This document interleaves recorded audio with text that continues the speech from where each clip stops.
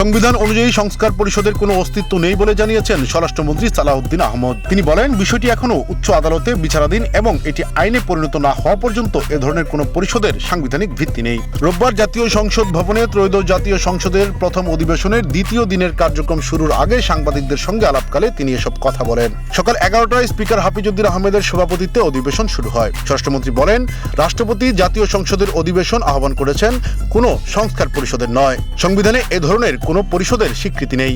বিষয়টি বর্তমানে আদালতে বিচারাধীন থাকায় এ নিয়ে সিদ্ধান্তের জন্য আইনি প্রক্রিয়ার অপেক্ষা করতে হবে। রাষ্ট্রপতি অধিবেশন আহ্বান করেছেন জাতীয় সংসদের, সংস্কার পরিষদের কোনো অধিবেশন তো আহ্বান করেন নাই। আমরা জাতীয় সংসদের অধিবেশন এখন অংশগ্রহণ করছি সাংবিধানিকভাবে। তিনি আরো জানান, সংসদের স্পিকার ও ডেপুটি স্পিকার দলীয় পদ থেকে পদত্যাগ করেছেন, যাতে সংসদের কার্যক্রম পরিচালনায় নিরপেক্ষতা বজায় থাকে। কনস্টিটিউশনালি সেরকম কোনো পরিষদের অস্তিত্ব তো আমাদের সামনে নেই।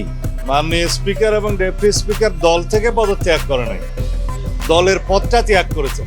সংবিধান সংস্কার প্রসঙ্গে তিনি বলেন, যদি গণভোট বা অন্য কোনো প্রক্রিয়ার মাধ্যমে এ ধরনের পরিষদ গঠনের প্রয়োজন হয়, তবে তার আগে সংবিধান সংশোধন করতে হবে। সংসদে আলোচনা ও সিদ্ধান্তের মাধ্যমে সংশোধনী পাশ হলে তবেই তা সংবিধানের অংশ হিসেবে অন্তর্ভুক্ত হতে পারবে।